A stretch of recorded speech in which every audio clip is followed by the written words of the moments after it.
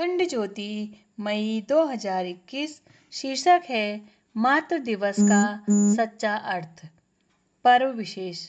मातृ दिवस या माताओं का दिन, चाहे इसे जिस नाम से पुकारें, या मातृशक्ति के लिए निर्धारित दिन है। अमेरिका में मातृ दिवस की शुरुआत 20वीं शताब्दी के आरंभ के दौर में हुई। विश्व के विभिन्न भागों में यह दिन अलग अलग तरीकों से मनाया जाता है। मातृ दिवस का इतिहास करीब 400 वर्ष पुराना है। प्राचीन ग्रीक और रोमन इतिहास में भी मातृ दिवस मनाने का उल्लेख आता है। भारतीय संस्कृति में तो माँ के प्रति लोगों में अगाध श्रद्धा सदा से ही रही है। मातृ दिवस के अवसर पर जब भी युवा पीढ़ी बढ़ चढ़कर अपनी भावनाओं को सोशल मीडिया के माध्यम से अभिव्यक्त करती है, तो इस बहस का प्रारंभ हो जाता है कि क्या किसी पाश्चात्य अवधारणा को इस तरह जीवन का एक भाग बना लेना उचित है। यह बहस उचित भी है। प्रायः हमें मातृ दिवस का स्मरण बाजार दिलाता है। महिलाओं और विशेषकर वृद्धाओं के लिए उत्पाद बनाने वाली कंपनियों के संदेश हमें यह सूचित करते हैं कि बाजार मदर्स डे के लिए उत्पादों की नवीन श्रृंखला के साथ सजकर तैयार है। मातृ दिवस उत्सव का सूत्रपात करने वाली अमेरिका महिला एना जार्विस को भी इस व्यवसायीकरण ने आहत किया था। मई 1905 में दिवंगत हुई अपनी मां के प्रति अपनी कृतज्ञता और श्रद्धा की अभिव्यक्ति को विराट फलक देते हुए एना जार्विस ने इसे समस्त माताओं के प्रति कृतज्ञता ज्ञापन के अवसर में बदल दिया। वह प्यारी माँ जो हमें प्रेम सिखाती है। एना जार्विस के इन शब्दों में मातृशक्ति और प्रेम के उच्चतम स्वरूप को अनुभव किया जा सकता है। जार्विस के प्रयासों से सन 1908 में Saint Andrews Methodist Church, West Virginia में पहली बार मातृ दिवस का उत्सव मनाया गया। जार्विस के अथक संघर्ष का परिणाम यह हुआ कि उनके द्वारा प्रारंभ किए गए मातृ दिवस को सन 1914 में अमेरिकी राष्ट्रपति डब्ल्यू विल्सन ने राष्ट्रीय अवकाश का दर्जा दिया। बाजार ने जार्विस के मदर्स डे को उनकी आशाओं से अधिक लोकप्रिय बना दिया। लोग फूलों की सजावट, महंगे ग्रीटिंग कार्डों और चॉकलेट्स पर अनाप शनाप खर्च करने लगे। जार्विस को इससे बड़ी पीड़ा हुई और उन्होंने इसका पुरजोर विरोध भी किया।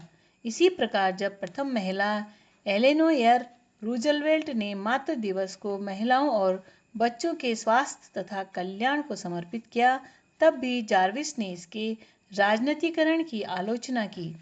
यद्यपि जार्विस की माता सामुदायिक स्वास्थ्य के क्षेत्र में ही कार्यरत थीं, अपनी तमाम व्यावसायिक विकृतियों के बावजूद मातृ दिवस आज की आपाधापी में आत्म केंद्रित होती जा रही युवा पीढ़ी को माँ का स्मरण कर उनके प्रति आभार व्यक्त करने का एक अप्रतिम अवसर अवश्य प्रदान करता है। कोमल और पवित्र भावनाओं का स्फुरण महत्वपूर्ण है, भले ही उसके लिए उद्दीपन आधुनिक तकनीकी के माध्यम से बाजार द्वारा ही क्यों न दिया गया हो। इस अवसर पर हम वर्तमान समय में परिवार की शक्ति के हर्ष, वृद्धों की उपेक्षा और वृद्धाश्रमों में एकाकी जीवन बिताने की उनकी त्रासदी पर चर्चा कर सकते हैं और साथ ही हमारे देश की संयुक्त परिवार की प्रथा का गौरवगान भी कर सकते हैं। यह एक कटु सत्य है। वैश्वीकृत मुक्त अर्थव्यवस्था के इस युग में विकास के जिस प्रारूप को सर्वस्वीकृत और अपरिहार्य मान लिया गया है, उसमें तकनीकी क्रांति द्वारा भौतिक सुख समृद्धि की प्राप्ति का लक्ष्य सर्वोपरि है। मनुष्यों के बीच भावनात्मक संबंधों का ह्रास, निजी संपर्क में कमी और सामुदायिकता की भावना का क्षरण विश्व के इस प्रारूप के अनिवार्य एवं दूषित प्रभाव है। हम उनसे अछूते नहीं रह सकते। मातृत्व प्रकृति द्वारा नारी को दिया गया एक अनुपम और अद्वितीय उपहार है, जो इसे सृजता का अधिकार प्रदान करता है तथा पुरुष से भिन्न एवं श्रेष्ठ बनाता है।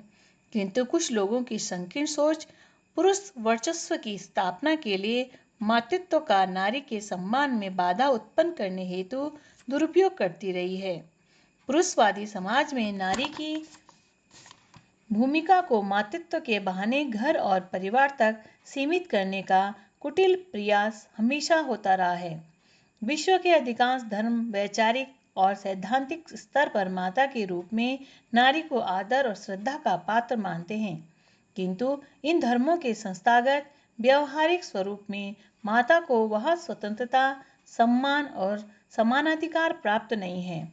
संकीर्णवादी सोच में माता तभी तक आदरणीय है जब तक वह पितृ सत्ता के निर्देशों पर चलकर स्वयं को घर की चार दीवारी के भीतर ही आबद्ध रखे। उसे दिए जाने वाले सम्मान के पीछे निषेध और वर्जनाओं का एक पूरा तंत्र छिपा होता है। इस पुरुषवादी वर्चस्व की प्रतिक्रिया में पश्चिम का नारीवादी आंदोलन एक दूसरे ही अतिरेक की ओर जाता दिखता है, जब वह मातृत्व को त्यागने और नकारने का भाव नारी में उत्पन्न करता है। यह सोच भी नारी के सम्मान पर चोट के समान ही है। दूसरी ओर पुरुषवादी सोच संतान के लालन पालन का संपूर्ण उत्तरदायित्व माता पर डालती है। इस महती दायित्व का निर्वाह करने वाली माताओं को धन्यवाद देने के स्थान पर उनकी आलोचना करना इस सोच में सम्मिलित भाव है।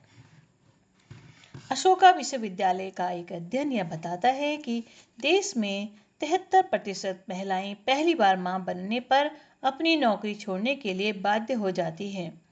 30 वर्ष की आयु की 50% माताएं अपने बच्चों की देखरेख के लिए नौकरी त्याग देती हैं। इनमें से केवल 27% काम पर वापस लौट आ पाती हैं, किंतु इनमें से भी 48% को पुनः काम छोड़ना पड़ता है।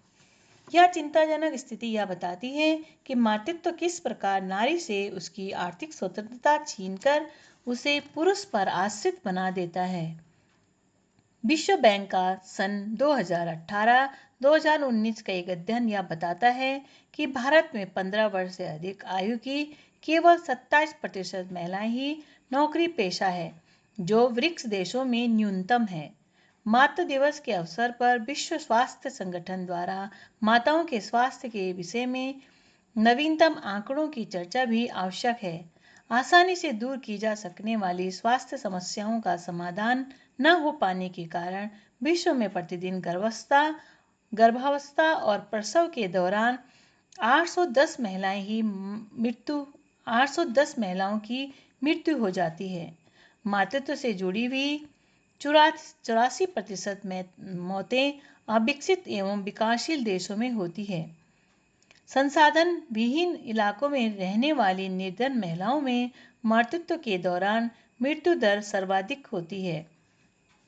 राष्ट्रीय नमूना सर्वेक्षण कार्यालय NSSO के आंकड़ों का एक विश्लेषण यह दर्शाता है कि सरकारी स्वास्थ्य कार्यक्रमों के तहत प्रसव पूर्व देखभाल हेतु बल दिए जाने के बावजूद भारत की स्थिति आदर्श नहीं है।